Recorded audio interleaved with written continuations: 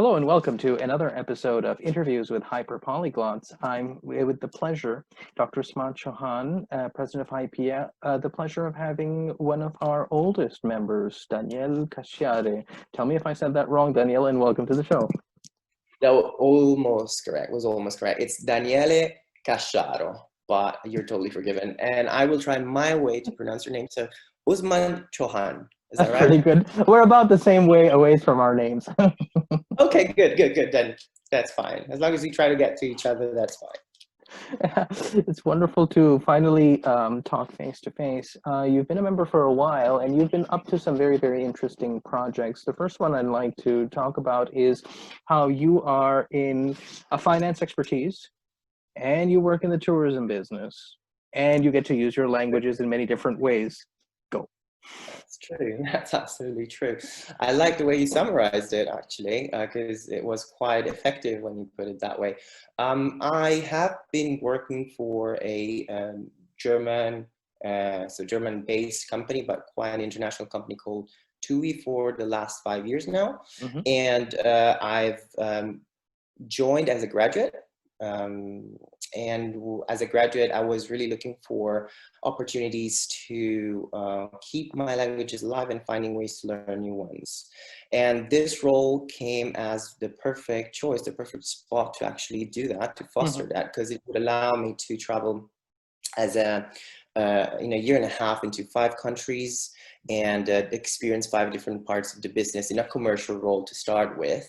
Mm-hmm. So I could, in parallel, obviously, increase and build my skills as a professional, while at the same time getting to see firsthand different cultures and languages. So I started in 2015 September in TUI, working in London at that time in the cruise business, Mm-hmm.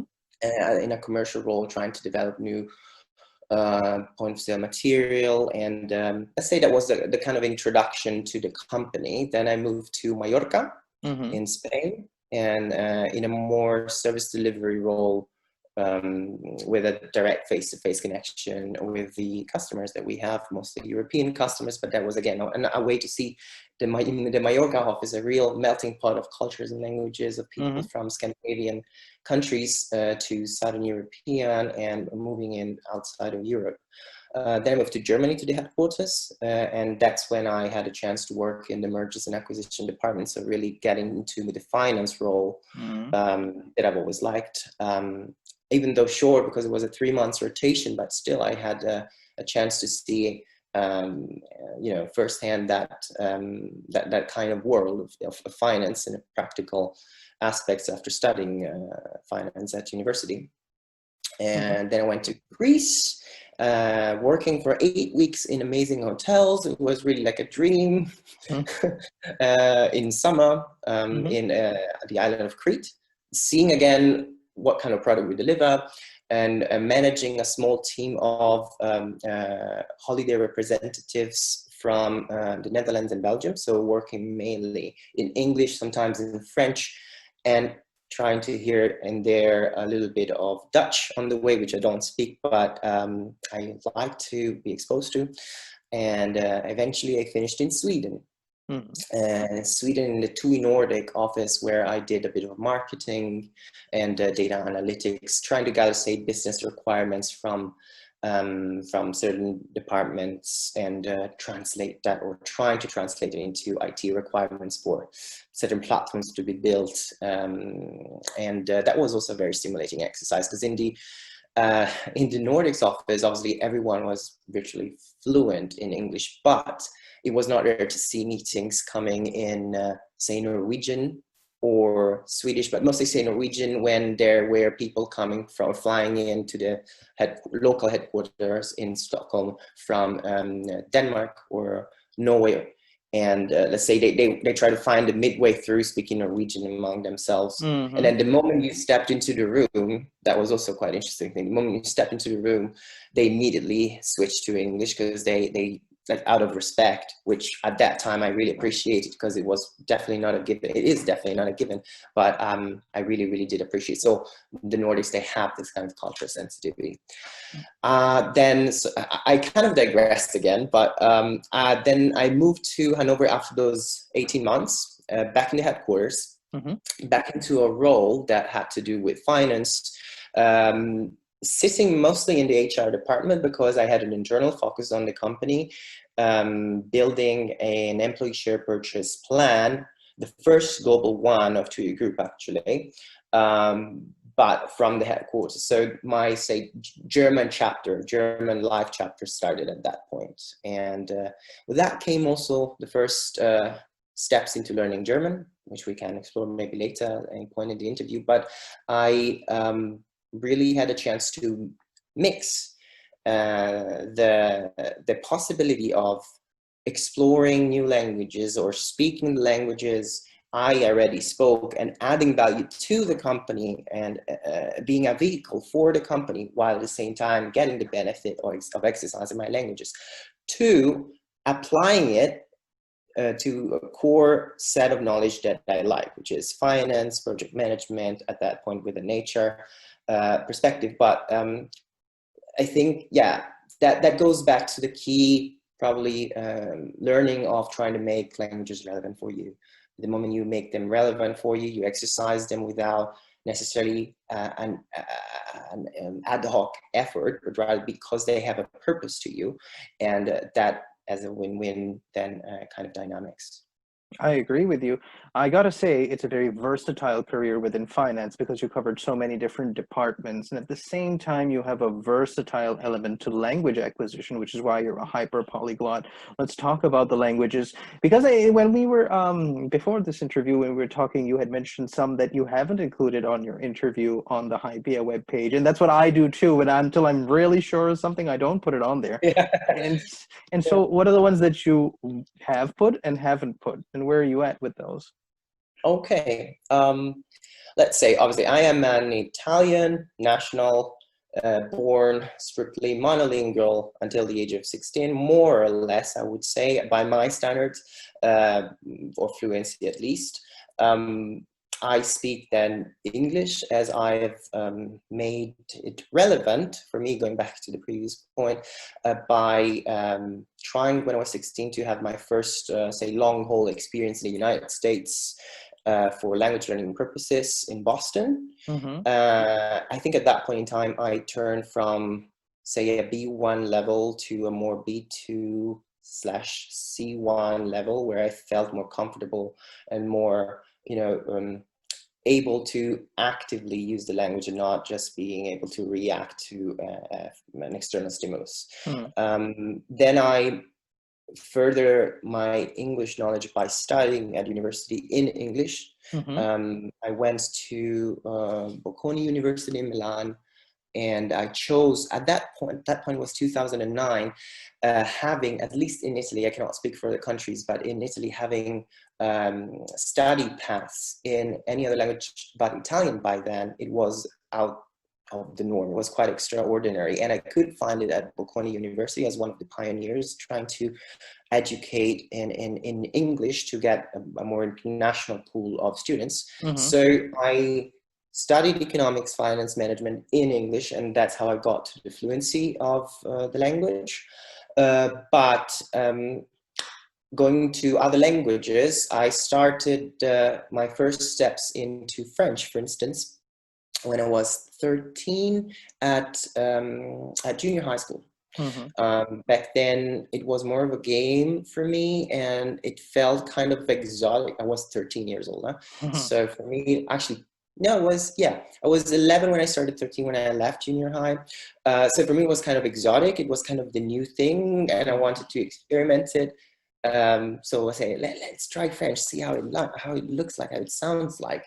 And I actually really liked it back then. But I think I finished junior high taking a test for French language, and equivalent of an A2 level. Back then, it was not yet completely defined for children or for youngsters. So that was my kind of level back then. Then I, during university, picked it up again, studying it as a second language during university studies. And I made friends on the way, because when you like a language, you again, you try to make it relevant for you. So I try to expand my network and find some Belgian or French friends that I could speak it with. And at that point, it became more and more fluent. Spanish is another language I speak, and I put in the interview. And I learned it mostly when I went to my postgraduate, so say after the bachelor, I went to postgraduate studies in Madrid. I chose the location because, again, I tried to complement the quality of the university with the fact that it was in a fantastic location, in the center, in the heart of the city of Madrid. And I was really attracted by the idea that I could, on the way, pick another language and be exposed to another culture that I had always been attracted to. First time I tried and failed to speak Spanish was when I was 16, again in Boston. I met a girl, I liked her, we dated for a couple of weeks, and she was from Madrid, I was from Italy, so we resolved that I would try to speak slow Italian, she would try to speak slow Spanish, and that was my first living example of how two mutually intelligible languages can work out together somehow. But I left that experience with the idea that someday in my life I would have wanted to speak Spanish. So that's how it happened. I was then 23 years old, 7 years ago. I'm now 30. And yeah, in the year that I studied in Madrid, I had a chance to take some classes and to actually I shared an apartment with a Cuban and with a Venezuelan, with a Colombian, while trying to learn Castellano from Spain. So I tried to learn it, and in class I felt, I really achieved something today. I'll go back and share it at home. And then I heard the Cuban guy and the Colombian guy speaking together. I was like, shit, I need to start all over. Because it was quite different in terms of accent. But it was so beautiful to share that experience and to live that with them. Sometimes we had meals together, we chat, and they could not speak English, so I had to really, really make an effort. And after that year, I not only could learn Castellano with the Madrid kind of accent, but also get to recognize certain nuances of the language. And Spanish, just like many other languages, has a lot of those. So that was a very enriching experience.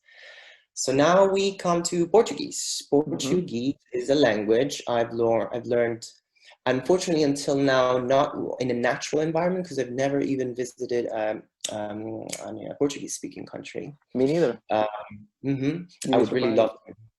I'd really love to. But I have been a Latin American dancer for some time.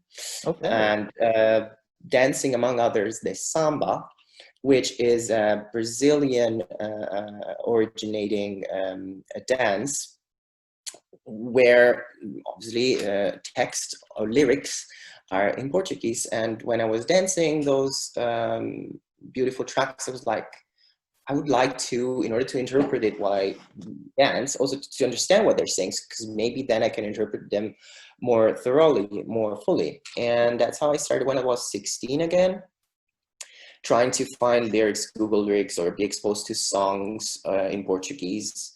I think my favorite back then was Daniela Mercury, a Brazilian singer and songwriter. And I still do love her songs as of today. But that's how I kind of started trying to connect emotionally with the language. And because of the fact that I am an Italian speaker, so get quite close, so that the jump to that language was quite easy to bridge. And then I learned Spanish on top. Getting to a conversational level of Portuguese was quite all right. Maybe that now I'm a HYPIA member and that the Portuguese speaking community is quite vast, that I get those meaningful connections so that I can meet people I can improve my Portuguese with. I'm sure I hope so. I hope so. But you know what? If I knew that you were a dancer as well, I would have asked for a routine in this interview. That would have really spiced things up. Then I'm lucky that I came with this element as a surprise. Oh, what a shame. What a shame. Oh, Next time, maybe have a follow-up. Who knows? there we go. Some dancing. I'm not committing. I'm not committing. I'm just, proposing it. To wrap it up on, because I think I'm using a lot of time, but to wrap it up on the languages I listed, then came German. Mm-hmm. And German was the last piece of the puzzle, if you want, when it comes to the languages I consider myself fluent in. Because I started learning it at age 27 and a half or so. Mm-hmm. After 6 months of complete refusal. Even hyperpolyglots have refusal or blocks to language. I would refuse German too. So I had those 6 months of trying to resist the language because I don't know, I felt scared of that language. It seemed that I didn't particularly enjoy the sounds. I had to connect to the culture, and it took me some time. I moved to Germany, as I said before, moved to Germany back in that year. But after 6 months of struggle, I decided, no, it's time. You need to act as a grown-up. It's a great chance, unique chance. If you're not learning German here and now that you need it desperately, you're not going to learn it any other way. So I took classes. I wanted to learn this language. I really needed some structure. I couldn't have gone just like I could with Romance languages. For instance, with Romance languages, I could just intuitively deduct and try, and that magically worked thanks to my basic language. German, no chance. So I went to classes. I spent time. I came back home with headaches. I stayed home doing homework with headaches. And after 6 months of headaches, I finally managed to reach probably a decent level of German that allowed me to enjoy a Netflix series in German, before with subtitles and then without subtitles after that. But it started my transformation and my approach to the language. And I think we can fast track to today that I can watch YouTube videos of comedians and enjoy that. Because I can get the humor via the language, but also by the culture that by now, after 3 years of being immersed in the language and the culture, I can decode, if you want, understand to a certain extent. So that was something I realized just the other day. I was like quite proud of, because I wouldn't otherwise probably have done that or looked for that, but it happened and it felt natural. And I've got now obviously friends I speak German with. I joined 2 years ago as a, again, to make the language relevant. I joined a volleyball team. So I tried to associate a sport I've been doing in the past that I love, which is volleyball, to the German context. And I made sure that I would be surrounded by people who either mostly didn't speak English or didn't want to speak English, so that I would be forced to speak the language. And little by little, I integrated in that team. I was quite fluent in volleyball German quite soon, because it was a very limited vocabulary. And by now, it has a meaningful purpose, because I connect to friends and I go out with friends and I can, exchange ideas and thoughts. So that's the last one. Second part of your question was which language I did not put in the interview. Those would be Japanese, because I definitely am not fluent in Japanese. I can read Japanese, kana. Those hiragana and katakana I can read quite fine. I have basic vocabulary that would get me by if I were lost in Tokyo or any other city, and if I wanted to have a 10 minutes conversation with someone, I could introduce myself. I could understand their basic inputs, but I lost a lot of the language since I first was exposed to it, which was 6 years ago when I was on an university exchange in Tokyo at Keio University. Good school. Mm-hmm. Yeah, I really, really enjoyed that. I met incredible people there. Many of them became entrepreneurs. Many of them started working in international companies. And it was a great network. Both the internationals with me had that experience as foreigners in Japan, as well as the local community with some I still am in contact. Mm-hmm. But language-wise, I've lost a lot of it. I tried before leaving Japan to do the local language test at level 5, which was the sort of the lowest possible, but I failed it back then. Mm-hmm. Got a bit demotivated, but still loved the language. So during the Corona time, I actually spent some time trying to pick it up. And maybe, hopefully, I will get to a decent level that I can say I can be conversant into it. And the second language that I started and want to improve eventually is Modern Standard Arabic. I have started it a year and a half ago again at the same language school that I went to learn German at, and it offered quite a variety of languages. So I thought, why not trying Arabic? I want to see how I get by with a language that's very different than mine, a Semitic language. Even just to get familiar with a bit with the sounds of the language, the sentence, the syntax of the language, the culture itself. Because otherwise, without really speaking a language, you always get second-hand kind of information, which can be or not, subjectively interpreted before you have a chance to speak, have it firsthand. So that's something I started, and again, I still A1 level according to European language framework. But I can read, I can say basic things, and I want to improve it. So let's see. I still got some time to learn new languages. Like, as everyone, you can learn languages at any point in your life. So let's see. Maybe we speak again at some point and I'll give you an update. That would be wonderful. And 2020 is probably a very good time to learn languages for somebody who's in the tourism business. It hasn't been the best year for you, has it? Let's talk a little bit about that. No. So tourism obviously has been suffering from lockdowns, restricted regulations, and accessibility of people to different parts of the world. Even just thinking within Europe, where we've been giving freedom of movement we've been having freedom of movement as one of the main rights since I can remember. Yes. We saw this right, to be for extreme situations revoked for health issues, for health reasons. So we've seen people now changing their habits in travel, trying to stay as local as they can, experience local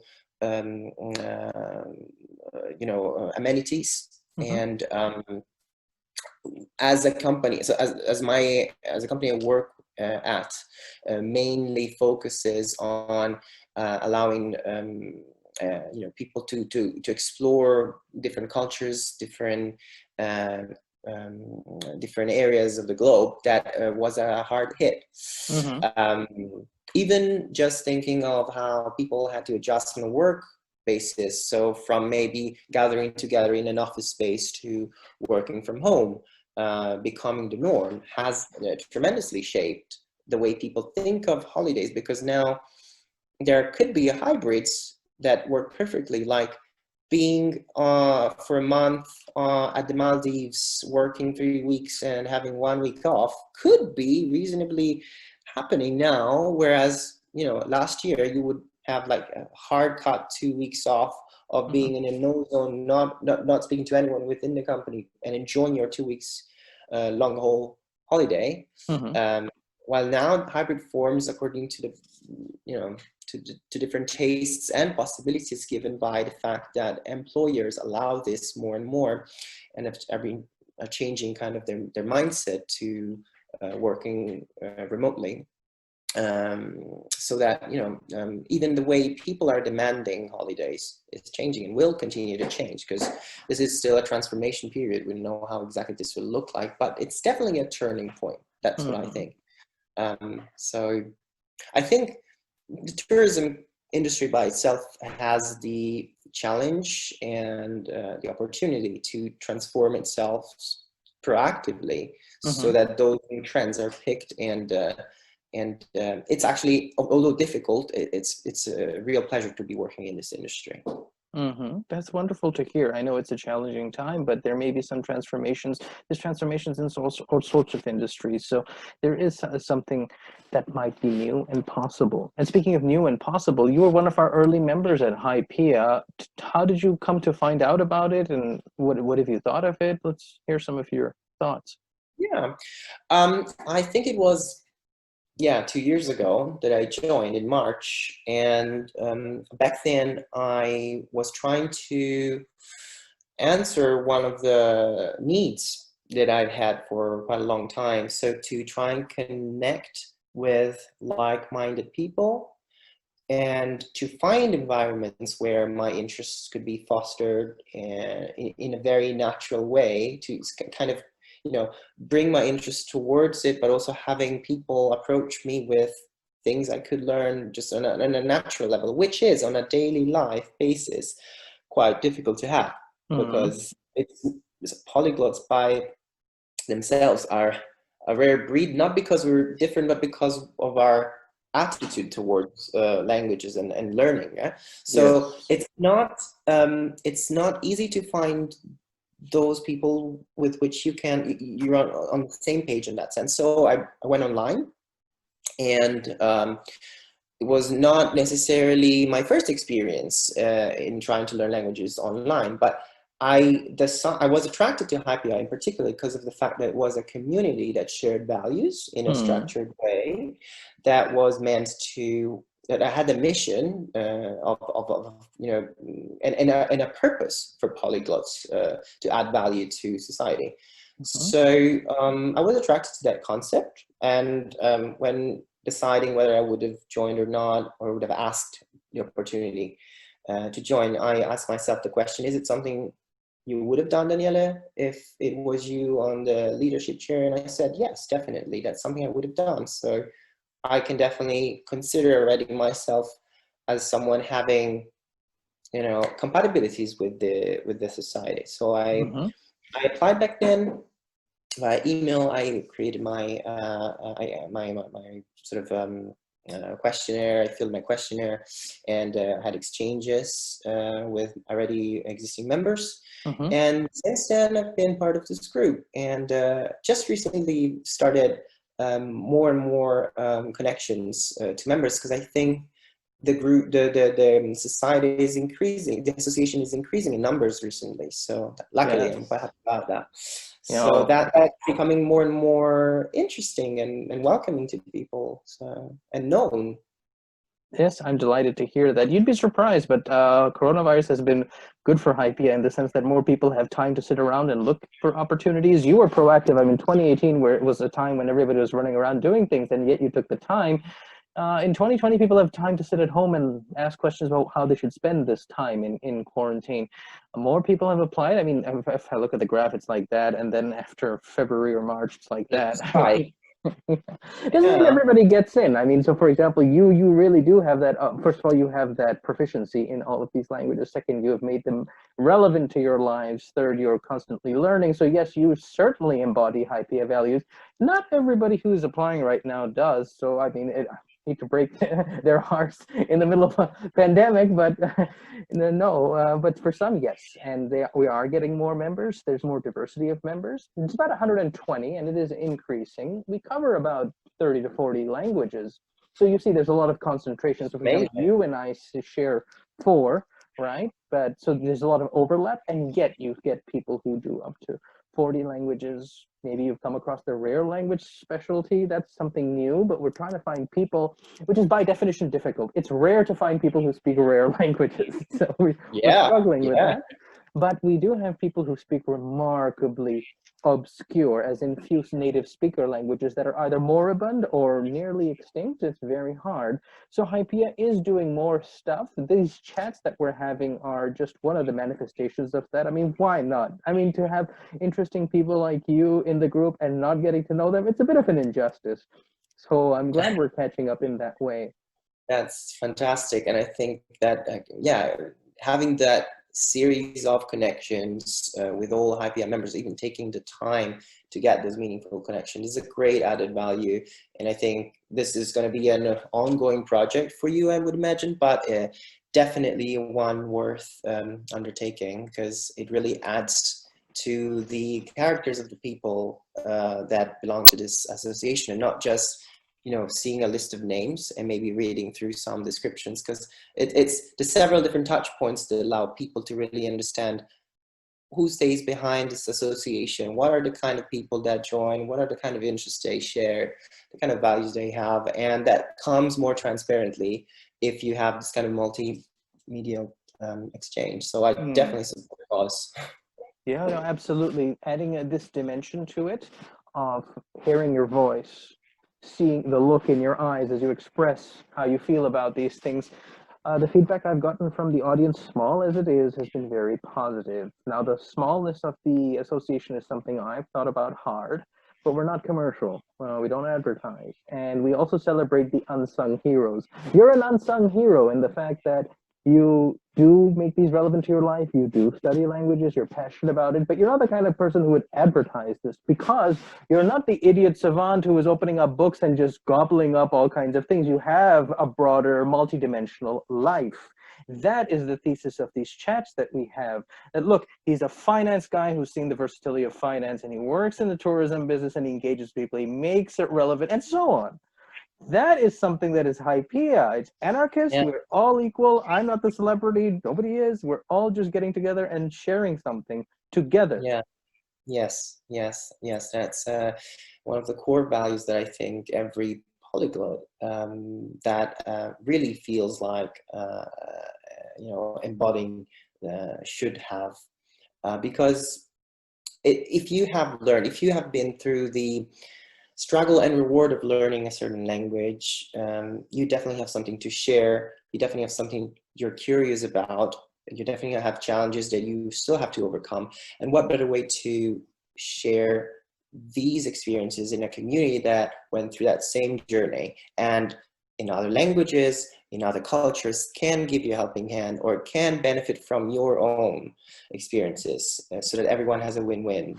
I mean, that's the core value and the main attraction I had to the association when I was wondering whether or not to do that, to join it. So yeah, I hope this is a I mean, I'm sure this web series will kind of bring out these it will communicate effectively these values, so that people who are on the same page can kind of self-select themselves into the association, and act themselves to contribute and propagate the message. Because I guess that's the success of an association that has clear values and can, as you said, have organic growth without necessarily excessive promotion, but by word of mouth, or by having people finding you. That's a rewarding thing, I believe. You've put it really well, because that is very much the spirit of HYPIA. Comes with its limitations, but I think we're willing to pay that price, because what we celebrate is something very authentic. The conversation that I'm having with you, the first time I met you, we have so much common ground, and that's how these things work, because of the shared values. Doesn't matter our backgrounds, class difference, race difference, gender difference. So, you know, we have a 70-30 male-female ratio in HYPIA, which could be better, but it's not that. So we have all kinds of diversity. We cover all the continents except Antarctica. I mean, we really have people from everywhere. Yeah. I could try harder. Maybe there is a penguin or two that does, but I mean, no. I think you're still doing pretty well so far. Thank you. I think that there is a very strong case to have a follow-up chat, because we're only beginning to scratch the surface. This is what happens when you first meet somebody, and yet you have so much in common. So I hope we can schedule a follow-up in the near future. That'd be a pleasure. And so on that happy note, Daniele, I want to thank you for the time you've taken. Stay strong during coronavirus. I hope that the businesses recover, and I hope that your pursuit for languages get better and better, especially Japanese.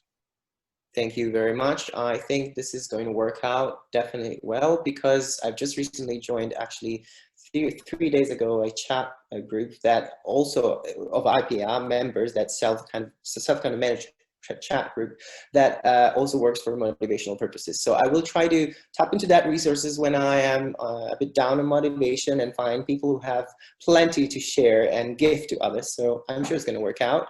I also wish you the same. Stay strong and safe during these times. It was really a pleasure to talk to you, and I do hope we're going to connect again soon on the platform or any other ways. I look forward to that.